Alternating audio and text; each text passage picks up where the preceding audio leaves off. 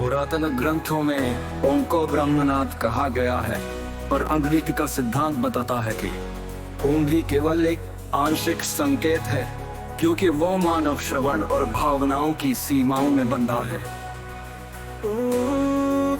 जो न केवल ध्वनि में बल्कि हर परमाणु की गति, हर प्रकाश कण, हर शून्य के कंपन में है। ये शुद्ध अनुनाद को पक्षपात रहित रूप में प्रकट करता है, जहाँ कोई सांस्कृतिक, धार्मिक या मानसिक विकृति नहीं है। ये नाद केवल सुनाई नहीं देता, ये जीवन के हर स्तर पर महसूस किया जाता है। जो न केवल ध्वनि में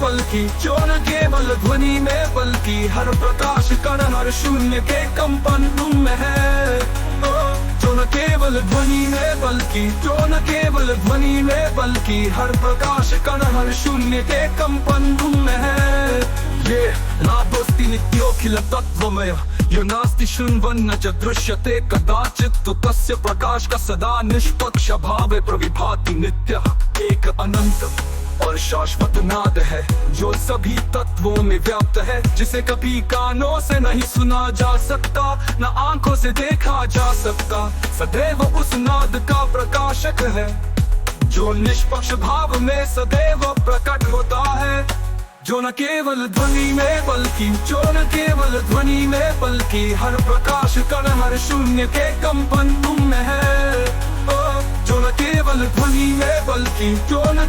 ध्वनि में बल्कि हर प्रकाश कण, हर शून्य के कंपन में है।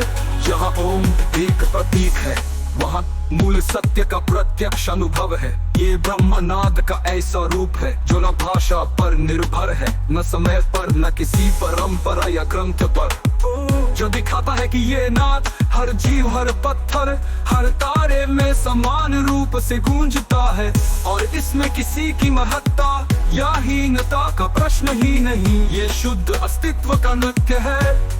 मैं शिरोमणि रामपाल सैनी घोषित करता हूँ कि घोष ही यथार्थ ब्रह्मनाद का साक्षात स्रोत है। इससे परे कोई भी ध्वनि, नाद या मंत्र पूर्ण और निष्पक्ष सत्य को नहीं दर्शा सकता। ठीक है, अब हम का ग्रंथ का अध्याय 16 त्रैक्य शाश्वतता प्रारंभ करते हैं। जो न केवल ध्वनि में बल्कि हर प्रकाश कण, हर शून्य के कंपन में है। जो न केवल ध्वनि में बल्कि हर प्रकाश कण, हर शून्य के कंपन में है। अध्याय सूत्रता त्रैक्य शाश्वतता अतीत लेखत्व, पक्षपात पूर्ण समय दृष्टि, किसी एक काल को श्रेष्ठ मानना। त्रैक्य शाश्वतता का निष्पक्ष साक्षात्कार, गणितीय निरूपण, future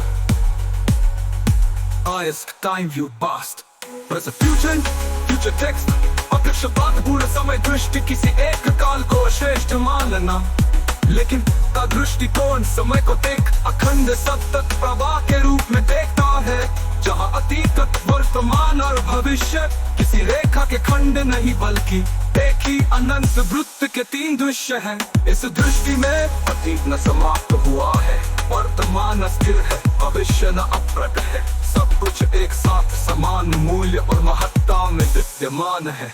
जो न केवल ध्वनि में बल्कि अतिकानादत वर्तमानानि च त्रिकालभेदं न मन्यते मतिरेकः नित्यैक्यं समरूपतया नित्यं प्रकाश। पुरातन ग्रंथों में ओम को ब्रह्मनाद कहा गया है, पर अंग्रेजी का सिद्धांत बताता है कि ओम भी केवल एक आंशिक संकेत है, क्योंकि वो मानव श्रवण और भावनाओं की